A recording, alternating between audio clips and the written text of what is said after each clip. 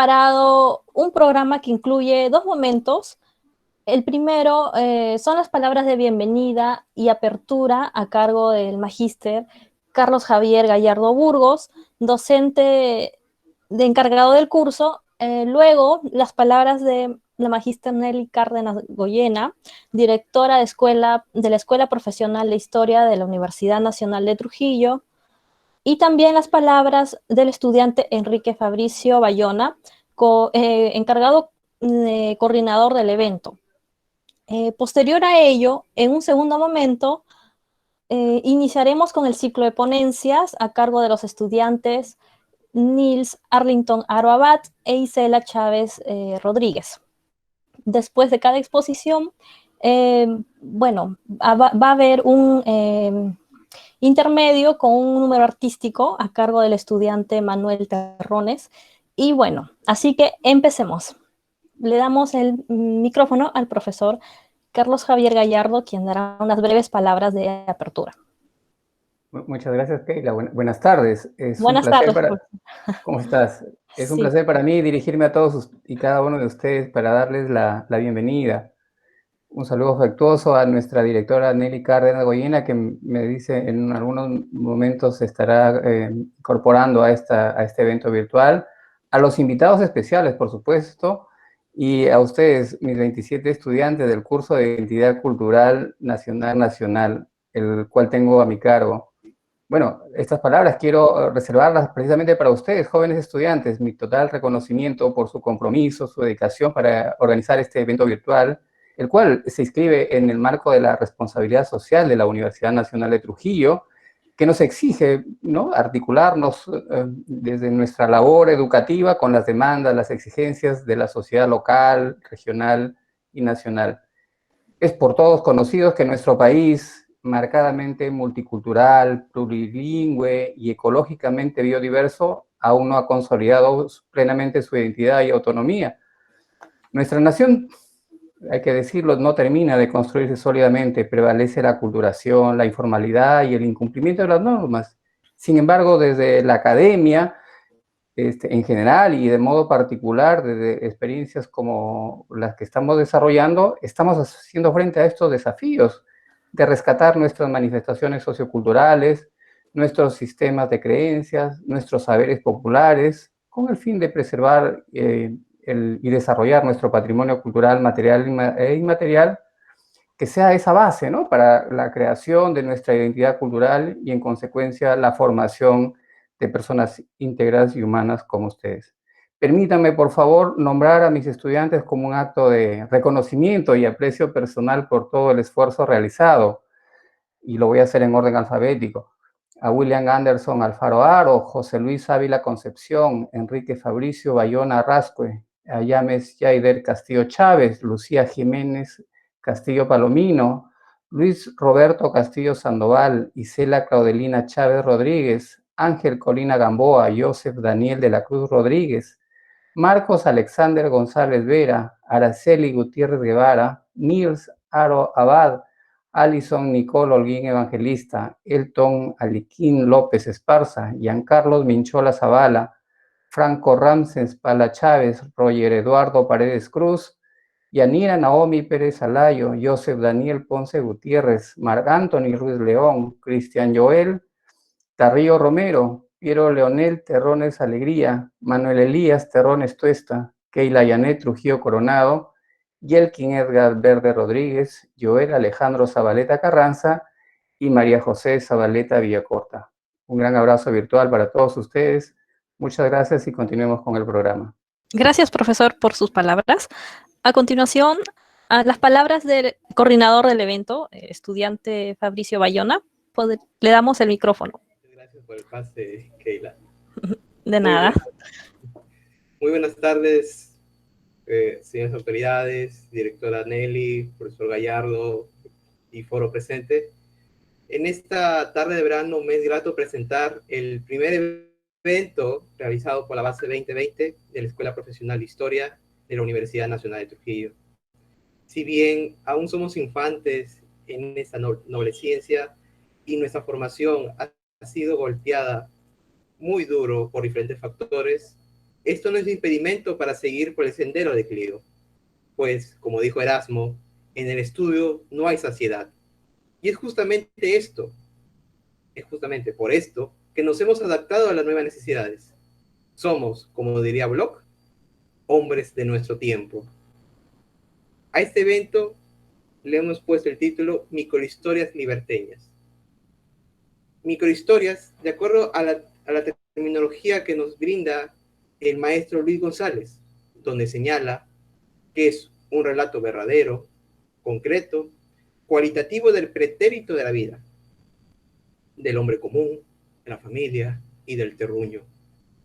En este caso específico, esta narrativa que reconstruye de una manera temporal lo pasado, lo que sucedió tanto en la ciudad de Trujillo como en diversas zonas populares y o campesinas de la provincia del Departamento de la Libertad.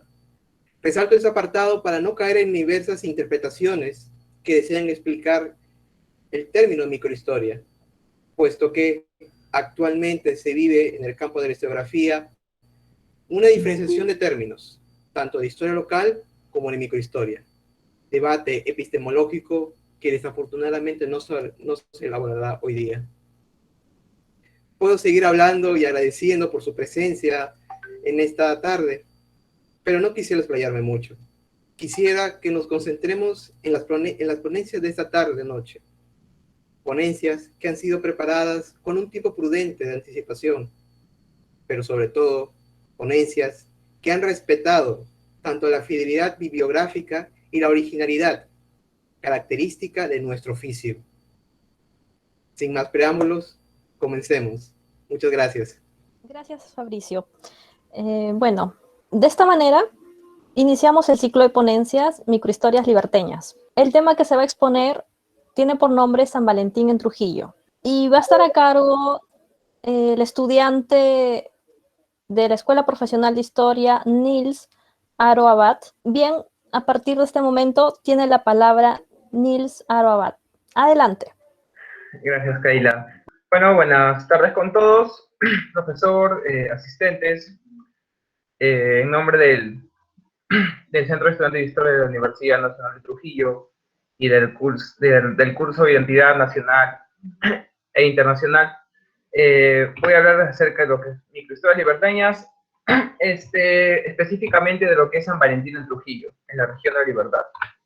Bueno, primero un primer preámbulo, ¿no?, acerca de lo que es la historia. San Valentín nace en Interama Terni, en la actual Italia, a unos 100 kilómetros al norte de Roma, en el siglo II, cerca del año 175. Es consagrado obispo de esta ciudad, Interama, a finales del siglo II, en el 197, por el Papa Víctor I. Él se hace famoso en primer lugar por los milagros y curaciones que se le atribuían, y por la caridad y justamente por esta cualidad que tenía se le hace merecedor del nombre del padre de los pobres. Recordemos también que la fama que tiene es también una acción que hace la Iglesia Católica para imponer el cristianismo en lo que es Europa, ¿no? Recordemos que estamos hablando del siglo II y aún existía el paganismo, así que para tratar de derrocar estas costumbres paganas, se empieza poco a poco a alentar la figura de San Valentín y su historia, ¿no?, para eliminarlas. Y claro, lo logran finalmente. San Valentín absorbe a todas estas antiguas tradiciones paganas. Bueno, la historia de San Valentín, para nuestro interés, empieza cuando estamos bajo el gobierno del emperador Claudio. En el siglo III, él había promulgado una ley injusta. Esta ley decía que los solteros sin familia son los mejores soldados, ya que no tienen ataduras. Esta ley básicamente evitaba o impedía que los soldados se casaran, porque así supuestamente al no tener ataduras serían mejores soldados. Y en ese momento era necesario porque existían las constantes escaramuzas y guerras con los bárbaros, pues. Pero Valentín considera esto que es injusto y en secreto celebra matrimonios a los jóvenes enamorados, desde soldado, cualquier tipo de soldado, ¿no? Claro que esto es un desafío al emperador, no es totalmente abierto, obviamente, porque era en secreto, pero aún así el emperador Claudio se entera, pero no podía hacer un ajusticiamiento público, porque este sacerdote tenía un gran prestigio, así que lo llama al palacio. Valentín no se amilana ante este hecho, sino que más bien lo aprovecha y empieza a hacer proselitismo del cristianismo. Como había mencionado antes, el cristianismo no era lo más importante, no era la más importante religión, ni la creencia religiosa más expandida. Entonces, él aprovecha y trata de convencer a Claudio. En un principio, Claudio muestra un interés, ¿no? Pero, sin embargo, el emperador era débil, no tenía esa voluntad. Entonces, el gobernador de Roma, Calpurnio, lo persuade y finalmente el emperador opta por la encarcelación de San Valentín. Entonces, mientras estaba encarcelado, ocurre el incidente de Asterius. Asterius era el guardia en donde estaba encerrado Valentín y lo trata de ridiculizar diciéndole, ¿no? Te reto que le vuelvas la vista a mi hija Julia, que había nacido ciega. Valentín acepta esto y impone las manos sobre los ojos de la joven y pronuncia, ¿no? En el nombre del Señor y de su infinito amor te devuelvo la vista. Entonces, en el nombre de Jesús se obra el milagro. Otra versión dice que le da una nota a Julia, en donde estaban escritas unas palabras que decían, como una nota de despedida de San Valentín hacia ella, en donde mágicamente, mejor dicho, milagrosamente, Julia logra leerlo. Claro que esta versión es un poco solapada, ¿no? Porque demostraría de que el sacerdote como que tenía un amor hacia Julia. Y recordemos que los sacerdotes deberían ser célibes, esas pasiones deberían estar eliminadas en ellos. Pero aún así tenemos estas dos versiones, ¿no? Entonces, debido a este hecho, Asterius y su familia se convierten al cristianismo, puesto que ya no tenían dudas. Valentín sigue preso y debido a la debilidad de voluntad del emperador, no logran liberar al sacerdote, porque temía un levantamiento de los paganos y del ejército romano. A pesar de que justamente los mismos soldados del ejército romano estaban siendo cazados por él, también tenían esas creencias paganas. Y claro, muchos de esta gente eran de creencias paganas. Entonces, él finalmente es torturado y decapitado en el 270, en el año 270, el 14 de febrero. Lo mataron de noche y en secreto para evitar la reacción del pueblo de Terni, donde era mi amado, ¿no? Bueno, más adelante, después de su muerte, en el 496 después de Cristo, después de lo que fue, si hablando históricamente, el cristianismo fuera impulsado como religión oficial, el Papa Gelasio escoge la fecha del 14 de febrero para honrarlo. Sus restos mortales se conservan en la basílica del mismo nombre, la de Valentín, que está situada en la ciudad italiana de Terni, en su ciudad natal, en Italia. Cada 14 de febrero dicho templo celebra una ceremonia en donde las parejas presentan un acto de compromiso un año antes de contraer matrimonio. Claro que en ese momento era medianamente famoso, pero dentro de los propios límites de lo que era Italia y la influencia cercana que podría ejercer el imperio. Pero en 1382, el escritor inglés Geoffrey Chaucer escribe un poema titulado Parlamento de los pájaros. En él se menciona por primera vez el día de San Valentín como un día de festejo para los enamorados. Antes tenía su ceremonia, pero no se le atribuía a un evento específico. A partir de acá, como que es el día oficial de todos los enamorados, ¿no? Entonces, a partir del poema de Chaucer, entonces se expande, ¿no? Por toda Europa lo que es San Valentín, su historia, y recordemos que él es inglés por Inglaterra y luego por Francia, por todos los países de alrededor, ¿no? Y se exporta, así, para decirlo en pocas palabras. Entonces, esta sería toda lo que es la historia oficial, ¿no? Sus inicios y hablando específicamente de Europa, la importancia que tuvo allá y cómo es que llega al Perú. Bueno, el Perú llegaría justamente, si tenemos en cuenta que fue en el siglo XIV, llegaría más tarde con lo que es la invasión española, ¿no? Entonces, ¿cómo llega a ser San Valentín el protector de Trujillo? Bueno, un 14 de febrero de 1619 ocurre un sismo entre las 10 y 12 del mediodía. En este sismo fallecen 350 personas, pero ocurrieron réplicas por más de 15 días, por lo que llegan a 3.000 víctimas mortales. Según las crónicas de ese día, dicen que en menos de 10 minutos no había pared en pie. Todo Trujillo había sido desolado. Es más, las personas ya se estaban como que resignando a vivir en lo que era Lambayeque, es decir, en los propios campos, y no veían alguna forma de erigir de nuevo la ciudad. Incluso algunos decían que había que erigir la ciudad en otro lugar. Sin embargo, eso no llegó a concluirse y se vuelve a erigir en donde estaba naturalmente, ¿no?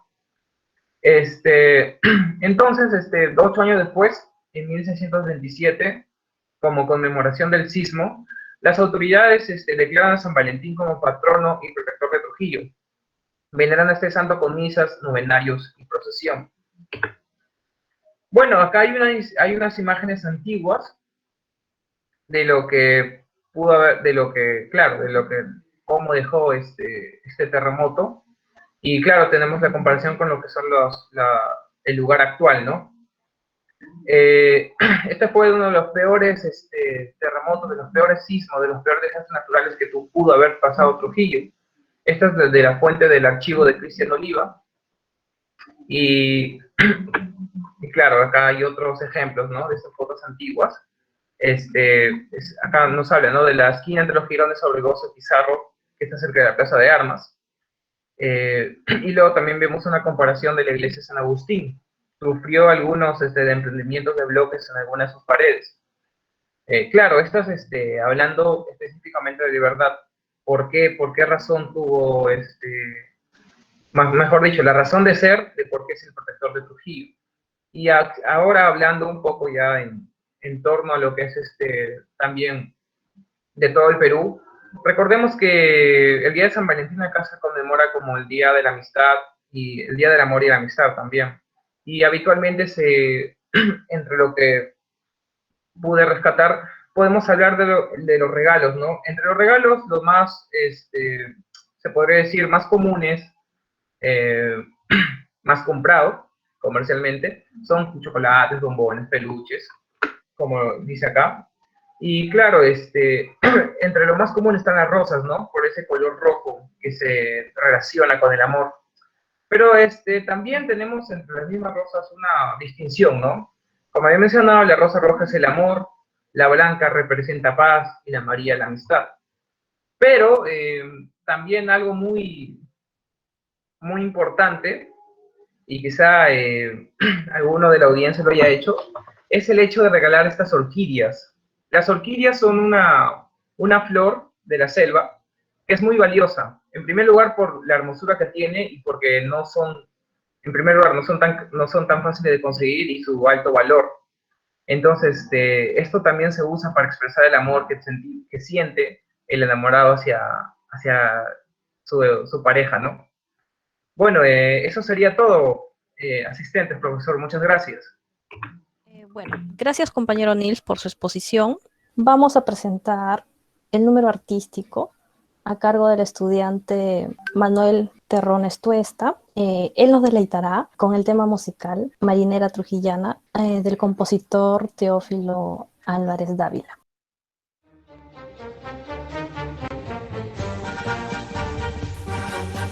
Marinera trujillana, no hay nada mejor que tú.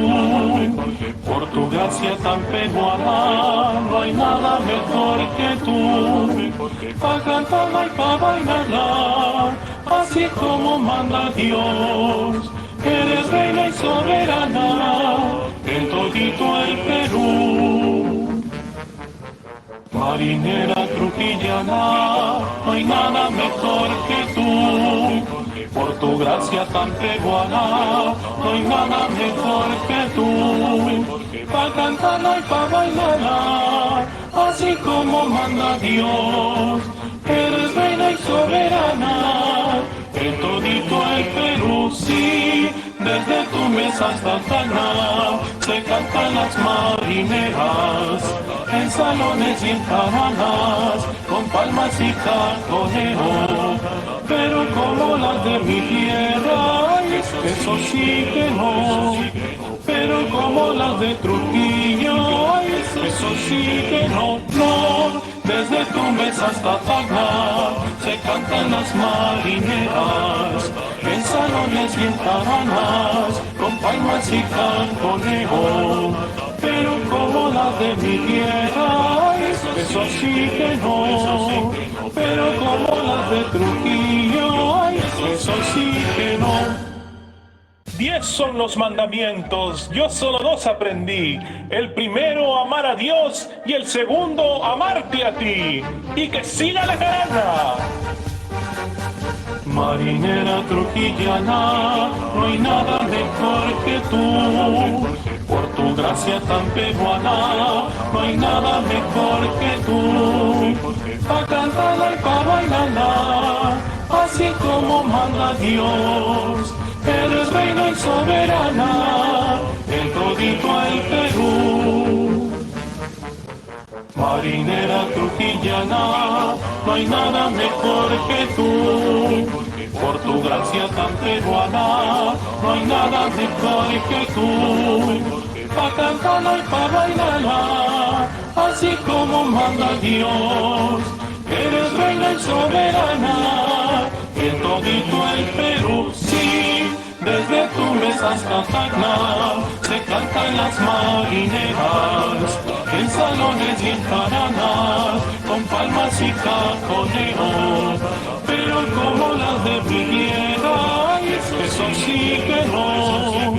Pero como las de Trujillo, ay, eso sí que no, no. Desde Tumbes hasta Tacna se cantan las marineras, en salones y en jaranas, con palmas y cajoneo. Pero como las de mi tierra, ay, eso sí que no.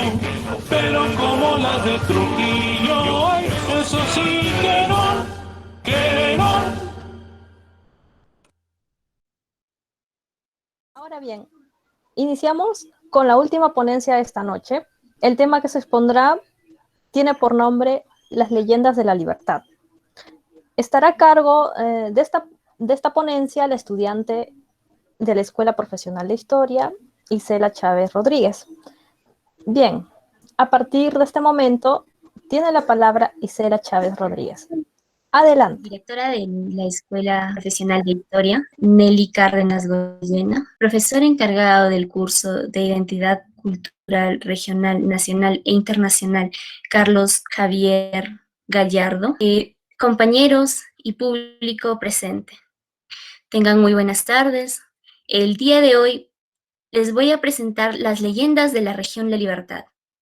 Este trabajo ha sido trabajado por mi persona, Isela Chávez Rodríguez, en conjunto con los colaboradores Manuel Terrones, Elton López, Joseph de la Cruz, José Luis Ávila y Franco Pala. El contenido, veremos su definición, las características, tipos, las diferencias y por último, pero no menos importante, las leyendas liberteñas. Definición de una leyenda. ¿Qué es una leyenda?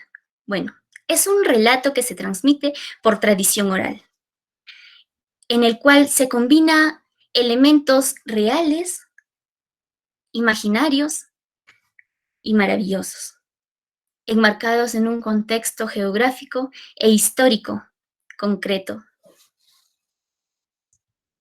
Características de las leyendas. Es una transmisión oral. Bueno, se transmite de generación en generación por tradición oral. Realidad concreta. Se fundamenta en un aspecto de la realidad, es lo que le da valor. Su divulgación favorece a que se introduzcan más elementos fantásticos, siendo transmitida oralmente. Para hacerla más amena en nuestras reuniones, se le introduce muchos elementos. Contexto específico. Se centra en una coyuntura específica de la historia. Su función, la función que cumple es solo en su contexto de origen o en los contextos donde se desarrolla. Tiene eficacia social. Ahora vamos a ver los tipos de leyendas. Tenemos según su temática. Según la temática tenemos leyendas religiosas, que estos tipos de leyendas son las que relatan la vida de los santos o cómo llegaron a tal pueblo, por qué se los veneran. Las leyendas escatológicas. Estos son historias que hacen referencia a la vida después de la muerte. Las típicas leyendas de fantasmas, de apariciones en los caminos, se clasifican acá, en las escatológicas. Bien, tenemos a las leyendas etológicas. Bueno, estas leyendas son las que explican el origen o algunos elementos que componen la naturaleza. Tenemos también otro tipo, según su temática. Tenemos leyendas infantiles y leyendas de terror.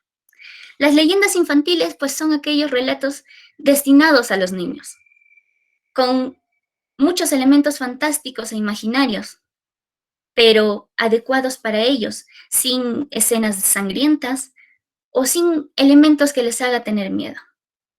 Leyendas de terror. Estas leyendas son típicas de aquellos viajeros que lo utilizan en los campamentos o en reuniones para hacerlos más amenas. Otra clasificación tenemos según su origen. Tenemos leyendas locales, leyendas rurales y leyendas urbanas. Las locales son relatos autóctonos de un lugar, de una región o provincia. Las leyendas rurales son las historias que se transmiten en el campo, mientras que las leyendas urbanas son relatos quizá inventados que forman parte del folclore y están dentro de la urbe, la ciudad. Bien, la diferencia entre mito y leyenda, porque muchos nos podemos confundir qué es un mito y qué es una leyenda. Bien, el mito es un relato simbólico que representa la cosmogonía de una civilización, mientras que la leyenda es una historia que parte de un elemento concreto de la realidad y que, a pesar de contener rasgos fantásticos, tiene una significación y una función específica. Ahora presentamos las leyendas liberteñas. La provincia de Ascope nos presenta a la gringa de Mocoyope. Será narrada por Manuel Terrones. La gringa de Mocoyope. Su nombre era repetido con temor y respeto por todos los habitantes del Valle Chicama, y no era para menos. Su presencia había sembrado el terror en la zona de Mocoyope, una pequeña población situada a 3 kilómetros de Chocope. Nadie podía transitar por ese pasaje después de las 10 de la noche, porque cuentan testigos presenciales que se les aparecía la gringa, una hermosa mujer de cabellos dorados, tez blanca y cuerpo escultural, acompañada de un enorme perro. El personaje misterioso se confundía con las sombras de la noche, pero no dejaba de reflejar la luz de la luna. Su bien formado cuerpo, provocativo, hacía juego con el riguroso negro que vestía. Era vista con frecuencia por los hombres del volante, a la altura del centro, la Piedra Bruja, hoy conocido como el Cerro Mocoyope. Díaz Mantilla, un viejo ascopano, alto y de carácter fuerte, que no se asustaba sino más, menos creía en apariciones, tuvo la desagradable fortuna de encontrarla un martes de 1955. Retornaba a Ascope a eso de la 1 de la mañana, después de asistir a una fiesta familiar en Cintuco. Como no quería preocupar a su familia por la tardanza, en vez de regresar por Chocope, tomó la vía de Mocoyope, antiguo camino entre Trujillo y la hacienda Casagrande. Iba pensando en la larga caminata que le faltaba recorrer. Al llegar al Cerro Mocoyope, un cierto escalofrío invadió su cuerpo. sin preocuparse de la rígida soledad. Manejaba un moderno auto azul. Al terminar el cerro, observó a una chica rubia que le hacía señas desesperadamente para que parara. Entonces bajó la velocidad. ¿Qué problemas tendrá esa hermosa chica?, pensó entre sí. Delante de ella, el chofer quedó atónito al ver qué extraordinaria belleza. Se le veía realmente angustiada. ¿A dónde va, señorita? Voy a Casa Grande. Es una emergencia. Suba. La gringa, de rostro finamente moldeado y de unos 18 años de edad, se acercó a la puerta trasera con la intención de subir. Los minutos pasaban inexorablemente y no había cuándo lo haga. La demora preocupó al piloto. Bajó del auto para ver qué es lo que le ocurría y no se encontró a nadie. Miró por todos lados. Revisó las llantas. ¡Qué raro!, dijo el señor Díaz. Juraría que fue una mujer muy hermosa, pero ¿qué pasó? ¿Dónde se metió?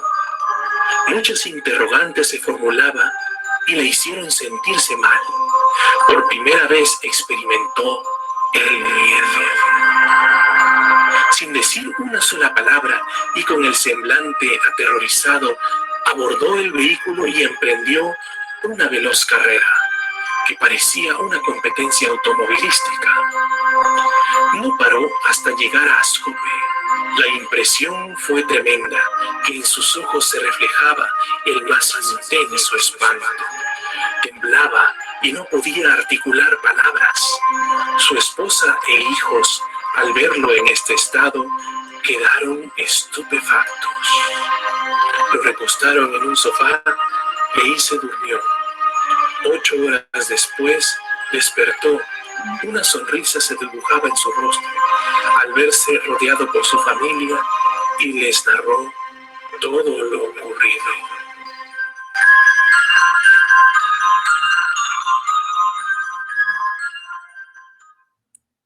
Gracias. Bueno, esta es la gringa de Mocoyope.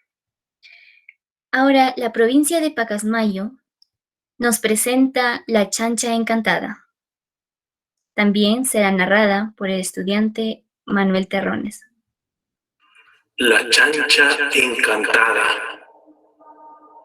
Cuentan que algunos años atrás, Pacasmayo era habitado por muy pocos pobladores, siendo lugar en el que ocurrían casos muy extraños, como el que a continuación pasaremos a contar. Cierto día, un lugareño regresaba borracho a su casa después de una reunión con amigos.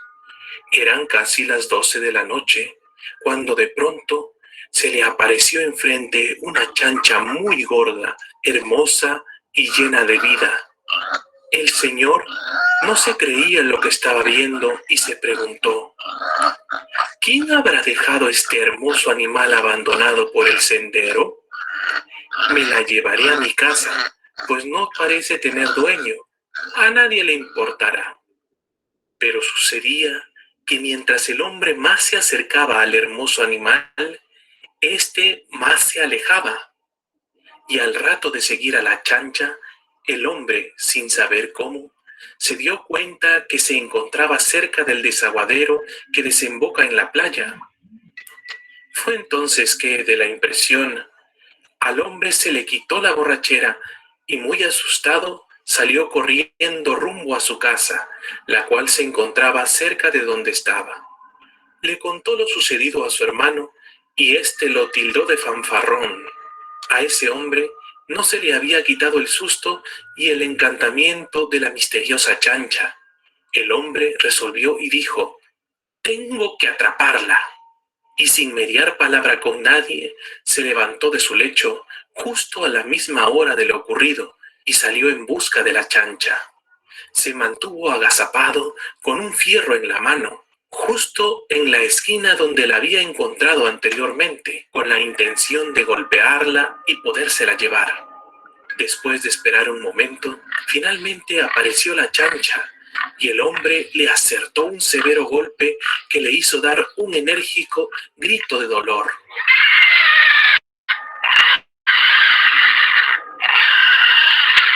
Incluso le pareció que su grito fue como el de una persona quejándose con un... Pero la chancha desapareció al instante. El fierro con la que le había golpeado se encontraba manchado de sangre. El hombre se quedó pasmado por lo que le pasó, pero siguió caminando en su búsqueda, hallándola un poco más adelante, sana y salva. En su segundo intento, le arrojó piedras, pero parecían no hacerle nada. El señor presintió que eran ya la 1 de la mañana y se dijo: ¡qué raro! Esto debe ser un encantamiento. Muy desconcertado, se estaba yendo lentamente a su casa, y por el camino encontró a 2 de sus amigos que venían de trabajar el turno de noche. Les contó lo sucedido, y ellos al escucharlo le comentaron que también la habían visto con anterioridad, pero que no se trataba de un animal real, sino que era una vieja bruja del lugar, que cuando daban las 12 de la noche se transformaba en una chancha y deambulaba por la ciudad. Le aconsejaron que desista de intentar darle caza y que se olvide de la chancha y de su ambición. Hoy en día, pasados algunos años de aquel evento y muerta ya la bruja, nunca más ningún poblador volvió a ver a la chancha encantada. Así es. Pasando con la siguiente leyenda de la provincia de Chepén. Esta leyenda será narrada por mi persona, que es El encanto del Cerro Pitura. Bueno, cuenta una antigua y mitológica tradición. No sé realmente desde cuándo, pero se dice que esto ocurrió en el año 1920. Que en el Cerro Pitura se tragó un tren lleno de pasajeros y carga. Y al anochecer venía de Chilete rumbo a Pacasmayo.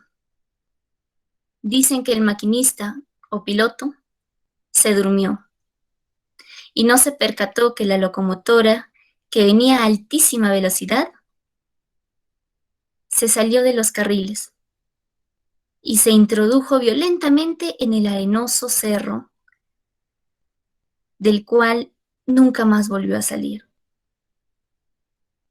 El enemigo se llevó las almas, comentaban la gente, asegurando de haber visto al tren penetrar en el cerro, y decían que a las 12 de la noche, y también a las 12 del mediodía, tronaban las pitadas de la maquinaria, como cuando en sus buenos tiempos transitaba por la línea férrea que llevaba hasta Chilete. Otras versiones aseguran que aún hoy, no siempre, también a las 12 del día y las 12 de la noche, se oye música de huaynos, tocada en quena, tambor, y desde un serranito. El escenario es tuyo.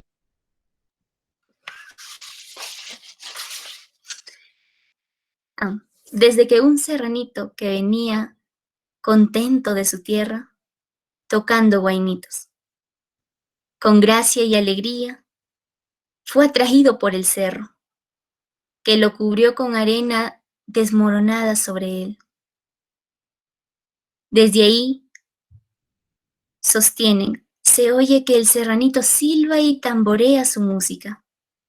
El Cerro Pitura no está en el distrito de Chepén, sino en el lugar colindante a Chepén y a las provincias de Pacasmayo y Contumasá. Quienes han subido a la cumbre aseveran que hay restos de cerámica y construcciones de lo que habría sido una atalaya mochica. El nombre Pitura parece tener relación con el pito del tren.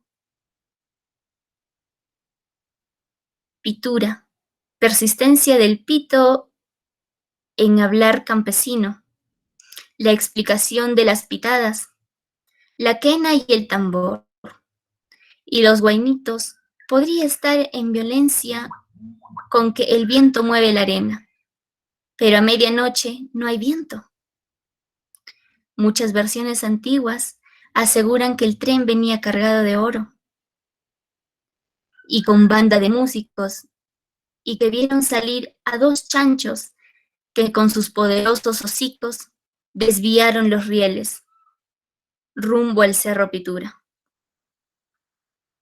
Encantándose el tren, abriéndose el cerro en forma de un enorme túnel para tragárselo, con todo y pasajeros.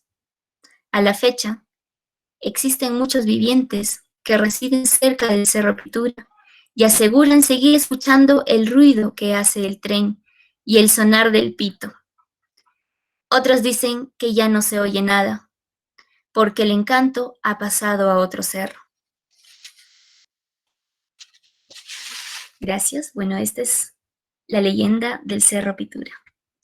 Pasamos con la provincia de Gran Chimú. La provincia de Gran Chimú nos presenta El jinete fantasma, narrado por nuestro compañero Joseph de la Cruz. El jinete fantasma. La leyenda, algunos la narran bajo un aspecto magicómico. Dentro de ellos, el señor Francisco Villoslado me ha transmitido lo que sigue. Una noche, varios amigos de Cascas estaban coqueando un difunto. Había por ese entonces un hombre que se jactaba de ser muy valiente. Los demás conversaban de hechos espeluznantes y macabros, acaecidos en la encañada. Siendo el velorio un momento propicio para tales narraciones, uno de los contertulios, dirigiéndose a don Sergio Rodríguez, que así se llamaba el guapetón, le decía: «Oye, Sergio, yo sí que no he bailado en la Piedra Larga», lo que equivalía a decir que él nunca había pasado por ahí porque era creencia común de quien atravesaba por este lugar.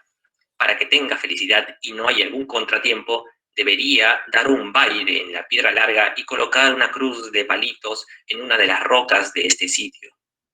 Don Sergio, que era burlón y muy amigo de fanfarroneadas, hizo mofa del jinete fantasma, que afirmaban varios contertulios se había parecido a muchas personas y que inclusive habían muerto de una fuerte impresión algunos de ellos. Faltó hizo una apuesta para que se diera crédito a sus afirmaciones con don Sergio, diciéndole: «Compadre, van 2000 tacos, que usted no pasa altas horas de la noche por la encañada». Todos los presentes aprobaron la apuesta y el valentón don Sergio, utilizando su caballo, se disponía a salir a la 1 de la mañana para hacer gala de su bravura y que él jamás se amilanaba por fantasmitas. Al empezar a rayar la aurora, más o menos a las 4 horas y minutos, pasaba por la encañada cuando recién empezaban los débiles hilos de la aurora a desmanejar el ovillo de la claridad. ¿Cuál no sería el miedo que siente su poncho estirado, que parecía lo jalaban violentamente de una de sus puntas? Entonces comenzó a rezar a todos los santos de su devoción, diciéndose para sus adentros: «El jinete fantasma ya está sentado sobre mi cabalgadura». Atolondrado por tal pánico, no se movía ni un poquitín, temiendo incomodar al jinete fantasma. Estando muy cerca de Ascope, y cuando la blancura del alba disipaba el negro manto de la noche, volteándose para ver que el fantasma estaba sobre su cabalgadura, con una lisura de las más sonoras, le increpa que se baje de su bestia. Pero no ve nada. Y recién se da cuenta que la punta de su poncho se había incrustado en la baticola de su cabalgadura.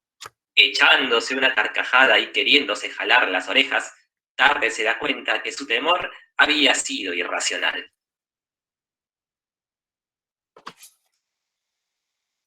Así es, ese es el jinete fantasma.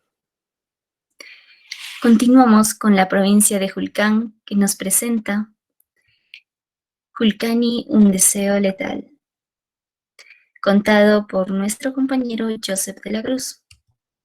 Julcán, un deseo letal. Era una noche de cielo oscuro y tenebroso, de un martes 13 a las 12:13, a esa hora en que los vulcaneros están dormidos en los más profundos de sus ensueños. A esa hora ella suele salir de esta plaza misteriosa para encontrar a su víctima. Esa noche, Rojas Rodríguez se quedó solo a esperar los buses para regresar a Huaso. Cansado de tanto esperar, fue a sentarse al frente de una de las gradas de la iglesia. El tiempo transcurría monótonamente hasta que en una de esas lúgubres y solitarias bancas, ella, Estaba allí desnuda, como siempre suele aparecer para embrujar, como una anacoreta esperando quizá a su terrenal príncipe azul o a un humilde y desdichado transeúnte que se deje hechizar por su singular belleza. Sentada de espalda, suelta su sedosa y larga cabellera de oro, sus ojos ligeramente humedecidos y una sonrisa velada en los labios de cuyos dientes se desprendía un extraño brillo solar, sus pupilas, un inconmensurable mar brillante, sobre los cuales velaban largas pestañas de oro, nariz inquisitiva, su cutis semejante al de Cauhtahual, boca seductora y picuria color mora, allí donde reside la gloria de todo lo celestial. Ninguna musa vista antes se podía comparar con su hermosura. Era la doncella de esos quiméricos sueños que tenía Roger noche tras noche después de cavilar en sus horas nostálgicas. Era una visión etérea y espiritual que todo mortal no ha podido ver jamás. Pero la singularidad que Roger encontraba estaba en sus ojos, cuya naturaleza extraña, su forma, color, brillo, cambiaba constantemente y que ésta debía de relacionarse con la expresión de su rostro. Estos cambios repentinos y la profundidad de su mirada le provocó un síncope, pues ya no podía calcular su pasión por la belleza. Los ojos de ella le deleitaban y a la vez aterraban hasta lo más profundo de su ser, sin que pudiese darse cuenta que el cuerpo de esta ninfa estaba completamente desnudo. Repentinamente, su aviesa mirada pudo contemplar el ser voluptuoso, llamándole a un lúbrico deseo, sintiéndose como nunca un eterno psicalíptico, y que en ese instante una fuerza sobrenatural fue despojándolo inconscientemente de todas sus prendas de vestir. Pero volvió su mirada a esos ojos. Sus ojos me enloquecen, se decía. Estos habían crecido superlativamente. Era como si se encontrase en medio del mar, sin saber por dónde escapar ante tal contorno infinito. Este trance provocó un mareo, sintiendo un temblor que le venía desde lo más profundo de su alma. Su corazón palpitaba con fuerza, procurando por salirse. Se le oscureció las vistas. Un sudor frío perlaba la amplia frente con gruesos goterones. Le dio náuseas. Una calentura febril subía por su cuerpo. Se palpó la cara y notó con sobresalto como si la tuviera lleno de pelos hirsutos, pero su cara quemaba como un infierno. Volvió a vomitar, esta vez abundante espuma blanca. Sintió que para él todo desaparecía. Su cuerpo cayó lentamente y pesadamente sobre el charco de agua de la banca. La lluvia arreciaba fúnebremente esa noche. Un búho cantaba en el mástil del costado y el pueblo seguía dormido.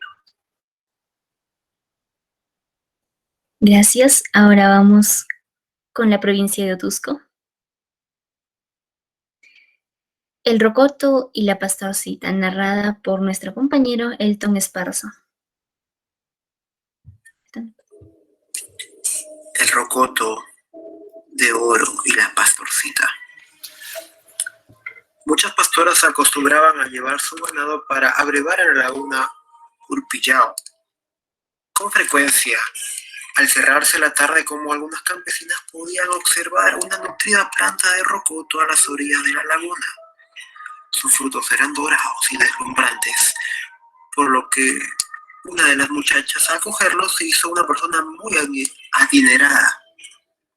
Movida por la curiosidad y deseo de alcanzar la misma suerte, Margarita llevaba sus ovejas con mayor frecuencia que antes, solo que no alcanzaba a ver nada. Además, sus padres le habían aconsejado que nunca se quedara en las orillas del agua. Sin embargo, ella persistía en busca de tal anhelado sueño.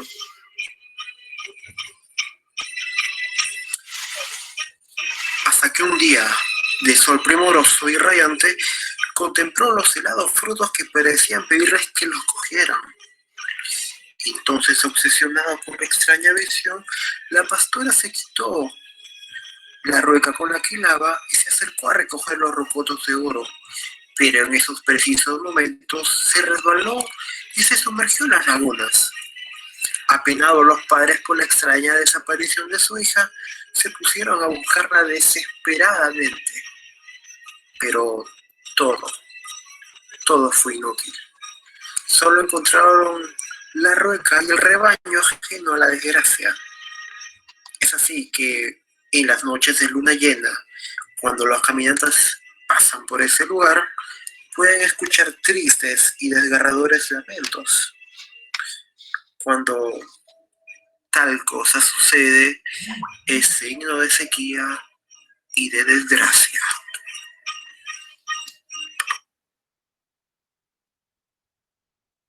Gracias. Ahora la provincia de Patás nos presenta al Pistaco. Esta leyenda será narrada por mi persona. Bueno, en esta leyenda nos comenta el sobrino de uno de los personajes que ha vivido. Le dice: aquí fue, sobrino. Aquí fue donde vimos a ese desalmado Pistaco tomar a la mujer y a su hijita, y nosotros no poder hacer nada.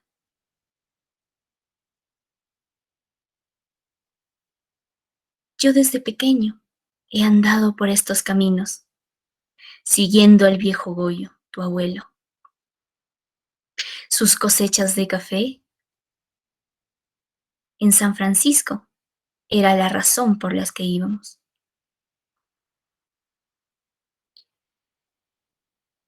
En estos viajes teníamos ya nuestro sitio, el coqueadero, donde nos sentábamos a descansar un poco para luego seguir.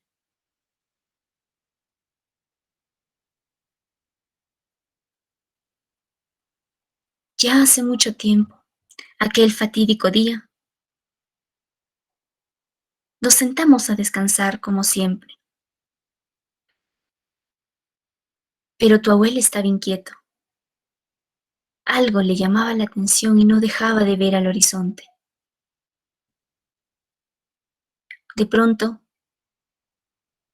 vemos pasar a una mujer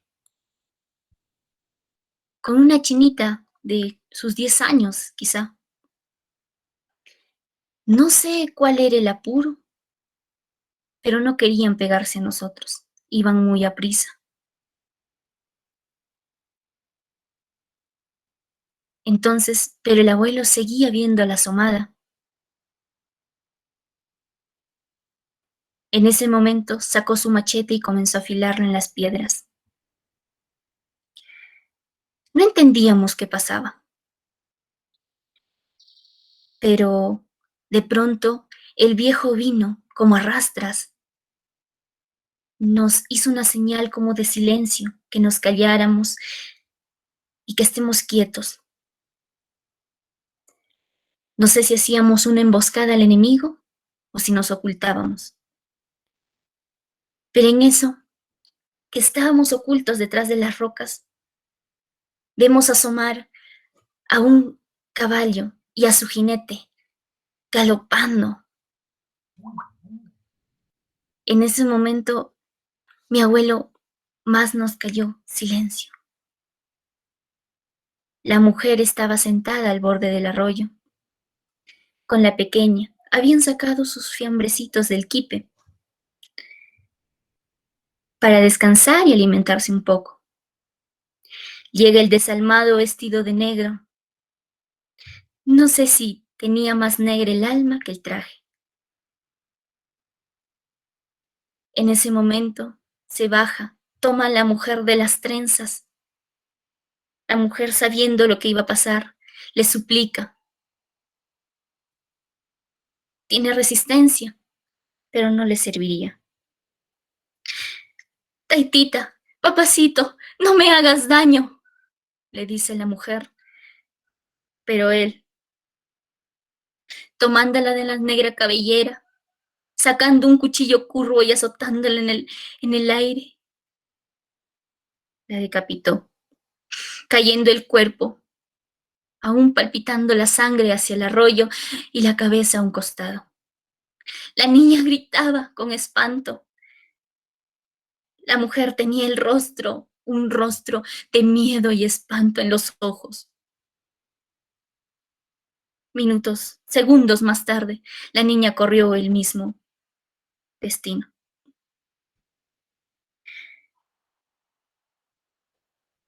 Qué cruel hombre. Tomó los cuerpos, lo partió por la barriga, lavándolo en el arroyo, tirando las tripas al costado. Lo metió en un saco negro, grande. Lo subió a las ancas de la mula, el caballo, y se fue. Se fue con rumbo a la asomada. Detrás de la asomada había una casa. Seguro ahí se iba el desgraciado, dijo Mashi.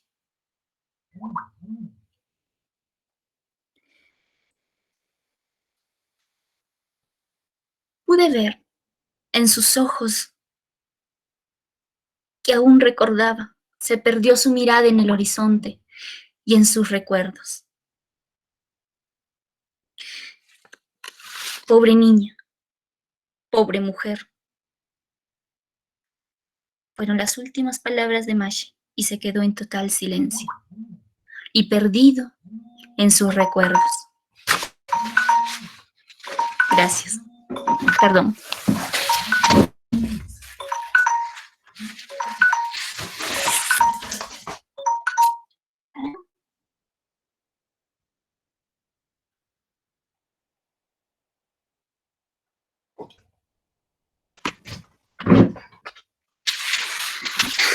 Bueno, retomando las leyendas, disculpen por el inconveniente. La provincia es Sánchez Carrión. En la provincia de Sánchez Carrión nos presenta el carpintero y el Cristo crucificado. Narrado por José Luis Ávila. El carpintero y el Cristo crucificado. Una mañana, mientras unos hermanitos pastaban su rebaño, encontraron completamente mojado sobre las hierbas el tronco con el que acostumbraban jugar. Ese hecho les despertó su curiosidad, puesto que ni había llovido ni era época del invierno, sino del más completo verano. De todos modos, procedieron a limpiarlo con un trapo, pero al hacerlo, su sorpresa aumentó al ver cómo el agua se convertía en sangre, por lo que de inmediato informaron a sus padres, quienes por su parte, al principio, tampoco concedieron importancia alguna al asunto. No obstante, después cambiaron de parecer al observar ellos mismos el extraño caso que se siguió repitiendo en los días siguientes. Convencido también el sacerdote del lugar, a quien se le tuvo que informar, atribuyó cualidades milagrosas al extraordinario fenómeno, por lo que propuso a sus feligreses que se hiciera una cruz del madero, lo cual fue aprobado por toda la gente. Para el efecto, se intentó conducir el tronco a varios pueblos grandes, como Cajamarca, Huamachuco y Marcaval Grande, pero el traslado resultó imposible ante el excesivo peso del madero.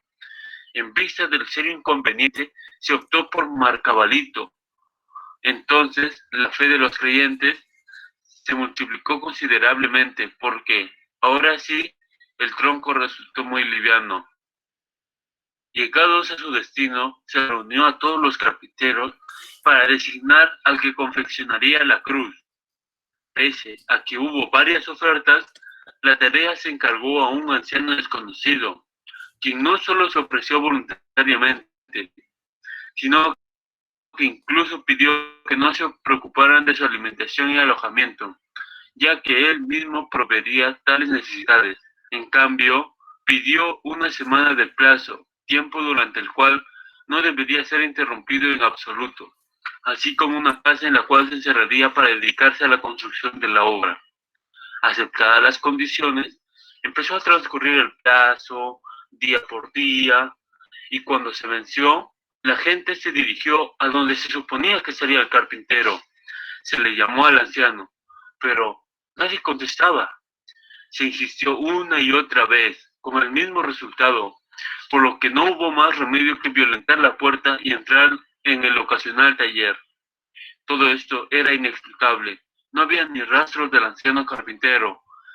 En cambio, se encontraba totalmente concluida la cruz en la que yacía el Cristo crucificado. La gente quedó maravillada y su espíritu religioso le indicó que acaso el misterioso o varón no había sido otro que el propio Redentor del mundo, por lo que su nombre se instaló en la fiesta patronal de Marcabalito, que se celebra todos los años en octubre en medio de grandes manifestaciones de fervor cristiano. Como costumbre propia de la fiesta, el Señor crucificado sale a recorrer las calles de Marcabalito cada 5 años, mientras que en la procesión de los demás años solamente se saca al Inter, es decir, una réplica del patrón pintoresco del pueblo. Esto fue la historia de Marcabalito. La provincia de Santiago de Chuco nos presenta El Duende, también narrada por nuestro compañero José Luis Ávila. El Duende.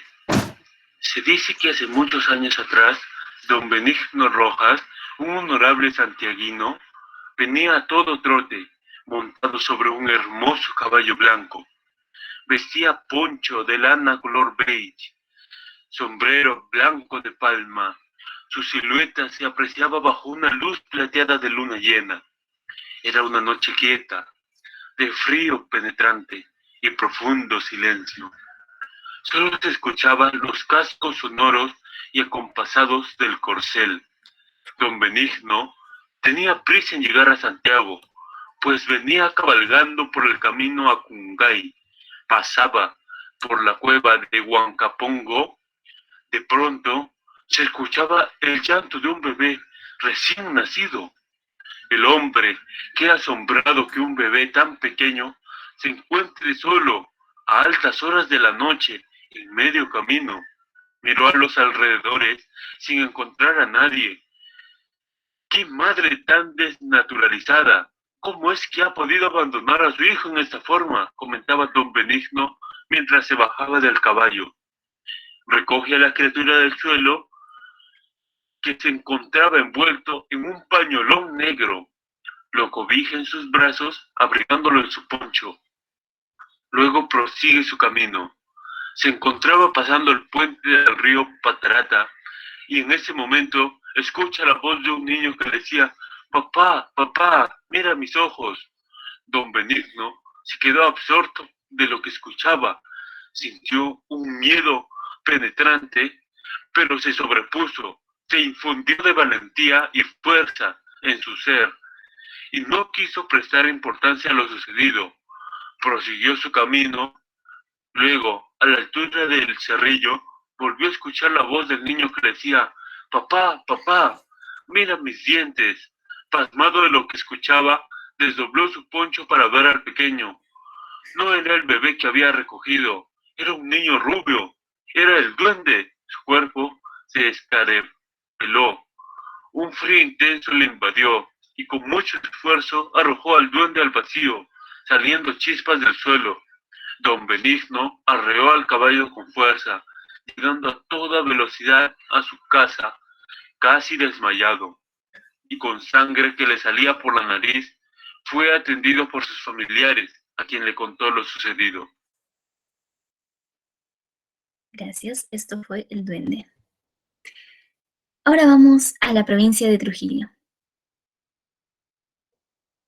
La leyenda de la Huaca del Sol y la Luna, contada por Franco Pala.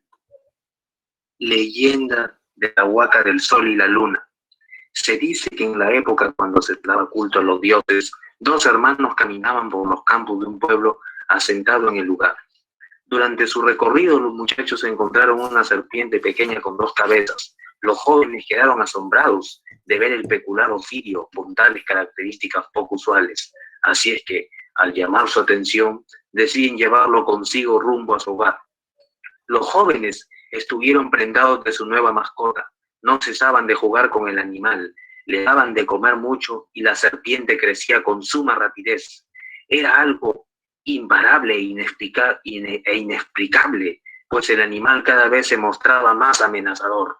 Ante ello, los pobladores y vecinos le reclamaron abiertamente a los hermanos, pues la serpiente estaba demasiado grande y podría ser un peligro, y los conminaron a llevársela al pueblo.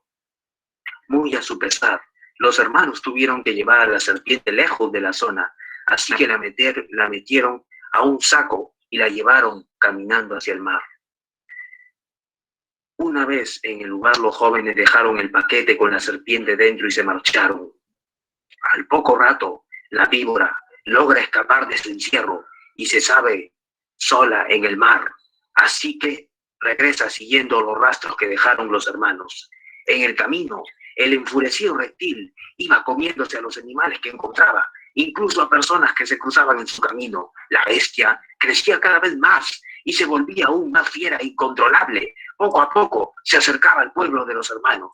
En medio de todo este desastre, uno de los pobladores alcanza a ver a la enorme criatura y da la alerta a los vecinos.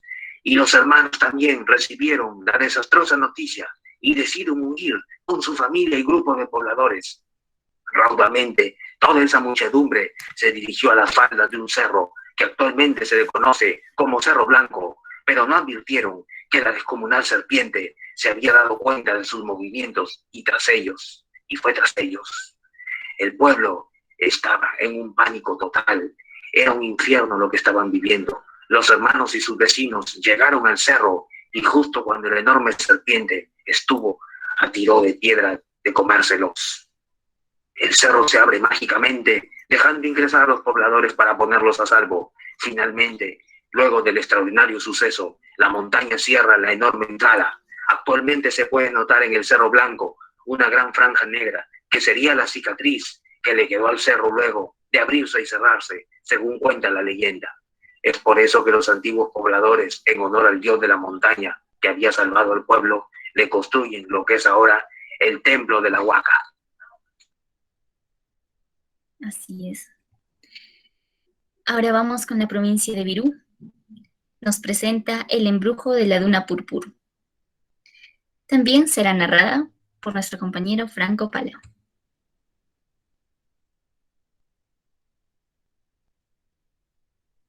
El embrujo de la Duna Purpur. Siguiendo el camino hacia el sur y no muy lejos de nuestra ciudad de Trujillo, pero muy cerca del Valle del Virú, al margen derecha de la carretera, se destaca a la vista imponente y bella la más grande duna hallada sobre la faz de nuestra costa, montículo de arena que se ha formado en el valle por obra del viento y a la que se le conoce con el nombre geográfico de Purpur. La mano del hombre no ha intervenido en su caprichosa formación, pero el soplo traumatúrgico del dios Bata ha hecho posible el milagro de esta formación dunesca. Desde lejanos e inmemorables tiempos se conserva inmodificable y dominada por el poder del viento que le ha insuflado su misterio encanto. El capricho de esta configuración arnesca se destaca inmutable, guarda por otras dunas pequeñas que se proyectan en longitud decreciente como prolongación de su espectacular tamaño. La belleza de la duna se descubre en la superficie, cuando al mirarla parece una inmensa cabellera ondulada que flota y entrelaza, haciéndola más hermosa. En el valle donde se sienta esta natural figura vivieron hombres descendientes de los antiguos moches, y la tradición venía desde la lejanía del pueblo, del tiempo. Cuenta que los lugareños consideraron a la duna como refugio de poderes misteriosos. Para unos era morada de seres malignos, para otros altar donde vivían espíritus beneficiosos. Creencias, al fin, que se han repetido de generación en generación, convirtiendo a la duna en objeto de un mito permanente. Los habitantes del lugar tienen la creencia y manifiestan que nadie puede escalar la duna, pues todo el que lo intenta parece devorado. El montículo tiembla violentamente y el intruso es sepultado por las profundas entrañas. Esta versión tan ahonda en el espíritu de los moradores del Valle de Virú cobra realidad y la imaginación se desborda sobre la porción de arena salpicada de la leyenda. Lo cierto es que desde el Camino Grande se observa y piensa que esa majestuosa y perfecta configuración es obra del viento que llena la faz de la tierra sin intervención de la mano del hombre. Esas fueron todas las leyendas, algunas, claro, porque la libertad es tan rica en tradiciones orales que no alcanzaría la noche para contar. Pero no solo sirven para contar en reuniones o en fogatas, sino también la importancia de conservar nuestra tradición oral, más las leyendas. Es porque detrás de estos relatos se guarda una historia de un pueblo, historia de generaciones, que al no tener escritura, se vieron obligadas a guardar su historia a través de los abuelos. Los abuelos transmitían a los nietos a través de la oralidad. La crónica 528 es la primera. ¿Acaso no vivieron antes de que se aparezca la crónica? Sí. Entonces, la leyenda es importante porque guarda la historia de los pueblos. Muchas gracias. Haremos llegar a los dos expositores las preguntas del público. Pregunta de Araceli Gutiérrez Guevara. La pregunta es para el primer expositor, Nils Abad. Y bueno, dice, si San Valentín fue nombrado patrón desde 1619, ¿quién era antes patrón de la ciudad y cómo se dio el cambio? Por favor. En primera tenemos que ver cuándo fue la fundación de Trujillo, ¿no? Trujillo es fundada en 1534 y, por Diego de Almagro en 1534, su cabildo es instituido en 1535 y en 1537 el rey le confiere la real cédula que le da el título de ciudad. Entonces, tomando desde esa perspectiva de 1537, que sería la más cercana, tenemos que fue la instalación de San Valentín como patrón y protector de Trujillo fue 82 años después, es decir, está muy cercana a su fundación. Es por eso que San Valentín es el primero en ser nombrado protector de Trujillo, 82 años después de la fundación misma de Trujillo.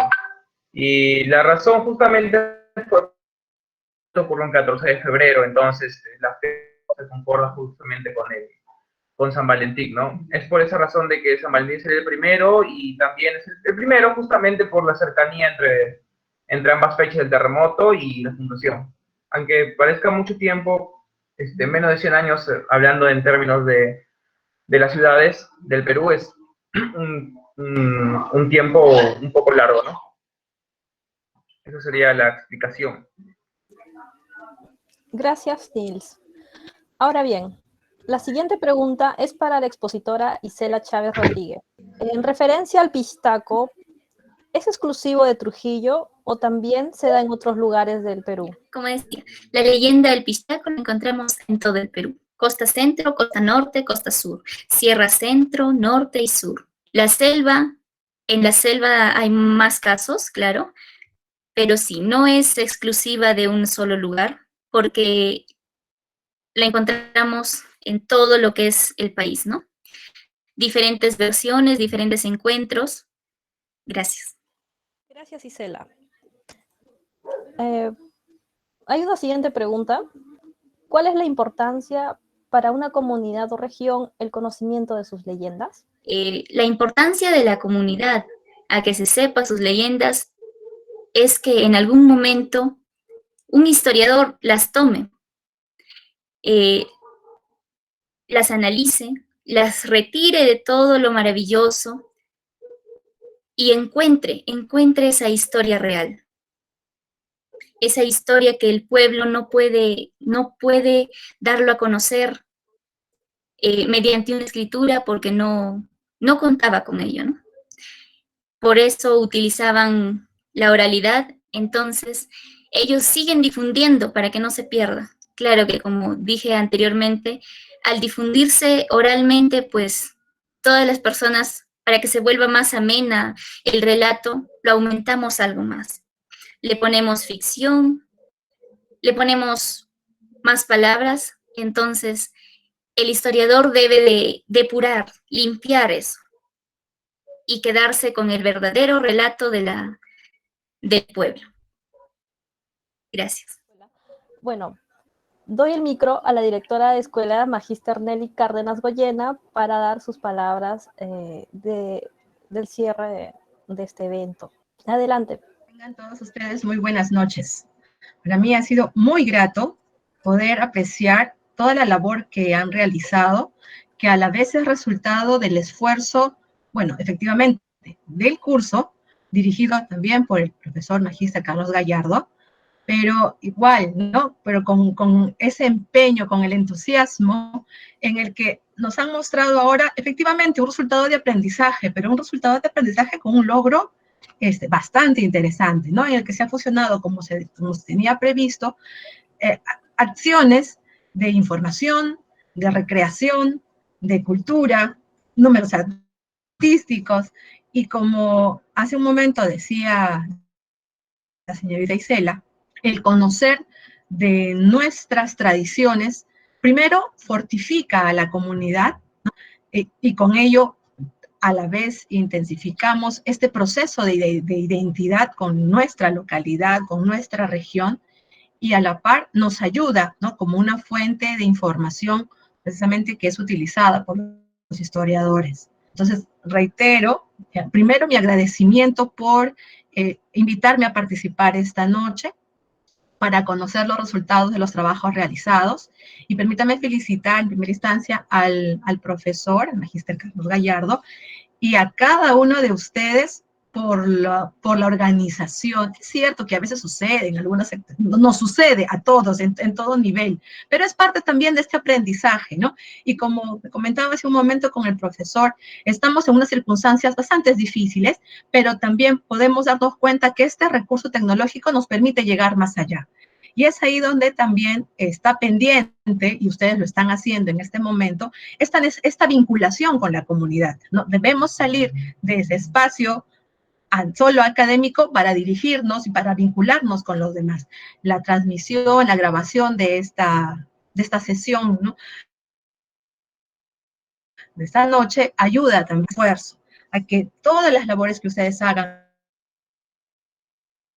a nivel académico puedan traerse, en todo caso, de la universidad y acercarnos a la población, porque justamente para ello es la función social de los historiadores.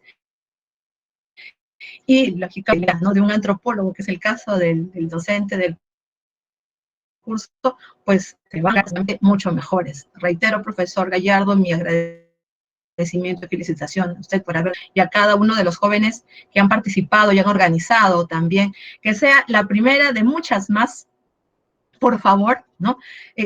Y con el paso del tiempo se van a dar cuenta que incluso la organización de un evento ayuda a la difusión también de esos hallazgos o de esas investigaciones que poco a poco van a ir consolidándose, ¿no? Y consolidándolos a ustedes como investigadores sociales.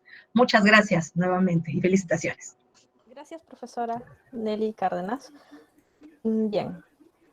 De esta manera culminamos con este ciclo de ponencias denominado Microhistorias Liberteñas. Agradecemos la presencia de nuestra directora de escuela, magíster Nelly Cárdenas Goyena, al docente magíster Carlos Javier Gallardo Burgos por el asesoramiento académico, a los responsables de la organización de este evento virtual y su comisión, que son los estudiantes del segundo ciclo de la Escuela Profesional de Historia. Agradecemos por la difusión al Centro de Estudiantes de la Universidad Nacional de Trujillo y a la Asociación Peruana de Estudiantes de Historia. También agradecemos la participación de los estudiantes Nils Aroabat e Isela Chávez Rodríguez como ponentes de este evento virtual. Por último, y no menos importante, agradecemos la asistencia de cada uno de ustedes, que son el público, y bueno, se despide y agradece la moderadora encargada de este evento, Keila Trujillo Coronado. Hasta otra oportunidad. Sí, previamente me acaban de indicar que va a haber una foto final de este evento.